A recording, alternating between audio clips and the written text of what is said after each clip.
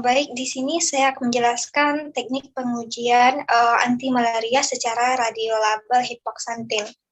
Radiolabel merupakan salah satu bentuk dari radioaktif, yaitu untuk memvisualisasikan, untuk menggambarkan komponen-komponen atau molekul-molekul yang dapat terjadi dalam suatu sistem biologi.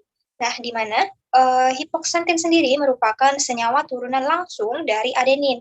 Nah, radiolabel hipoksantin ini dapat diartikan sebagai metode untuk memvisualisasikan komponen atau molekul dalam sistem biologi yang salah satunya yaitu digunakan untuk pengujian anti malaria. Nah, di mana pada gambar di bawah ini dapat kita lihat bahwa hipoksantin sendiri dapat kita lakukan radiolabel yaitu dengan pencampuran dari kloramin T 0131 H2O atau air dan asam asetat dengan perbandingan 10:1. Nah, pada suhu 65 derajat Celcius selama 30 menit kita akan menghasilkan struktur baru yang disebut juga dengan label hipoksantin. Nah, di mana hal inilah, struktur baru inilah yang akan kita gunakan nantinya dalam pengujian anti malaria.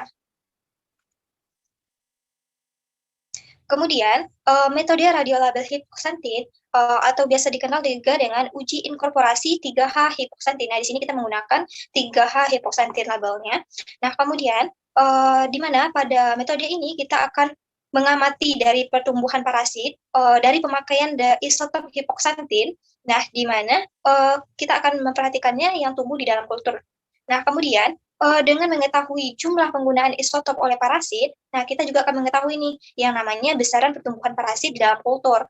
Nah, di mana setelah kultur ini diinkubasi selama 60 jam, kita harus pastikan nih pertumbuhan kulturnya itu harus sehat dan juga tidak terkontaminasi. Nah, setelah itu kita tambahkan nih dengan 50 mikroliter campuran RPMI.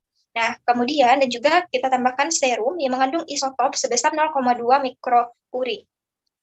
Nah, kemudian kultur dalam sumber ini akan kita campurkan dengan agar homogen. Nah, kemudian kita masukkan nih ke dalam candle jar. Nah, di mana di sini dapat kita lihat inilah bentuk visualisasi dari candle jar itu sendiri, di mana kita akan mengkulturnya nih lagi selama 12 jam pada suhu 30 derajat Celcius sehingga didapatkan masa inkubasinya nantinya 72 jam, di mana di sini 60 jam ditambah dengan 12 jam sehingga masa inkubasi totalnya itu 72 jam. Kemudian selanjutnya parasit akan kita panen nih menggunakan alat pemanen sel semi otomatik.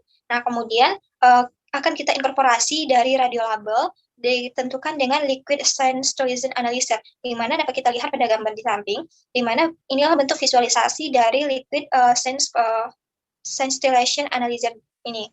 Nah, kemudian dari data metode ini dan uptake dari 3 hipoksantin ini, kita akan menganalisis dengan menggunakan persentase penghambatan pertumbuhan parasit. Nah, di mana konsentrasi penghambatan ini 50%. 50% ICSO. Nah, di mana senyawa uji akan kita tetapkan nih dengan analisis probit. Nah, berdasarkan hubungan log dari kadar senyawa uji dengan persentase penghambatan pertumbuhan pada parasit. Dapat kita ketahui di sini bahwa protozoa, di mana anti malaria ini disebabkan oleh protozoa, yang mana artinya protozoa ini tidak dapat melakukan sintesis nukleotidin purin secara de novo. Nah, yang mana artinya biosintesis ini tergantung pada penyelamatan terhadap ketersediaan purin. Nah, di mana beberapa enzim ini akan terlibat dalam jalur penyelamatan protozoa ini, sehingga dapat berpotensi itu untuk dijadikan target obat. Nah, di mana di sini enzim purin nukleosid fosforilase ini akan merubah inosin menjadi hipoksantin. Nah, dengan adanya perubahan ini dapat menghentikan pertumbuhan dari protozoa sendiri. Nah, itulah mengapa kita menggunakan salah satu metode dari radiolabel hipoksantin dalam penentuan anti malaria.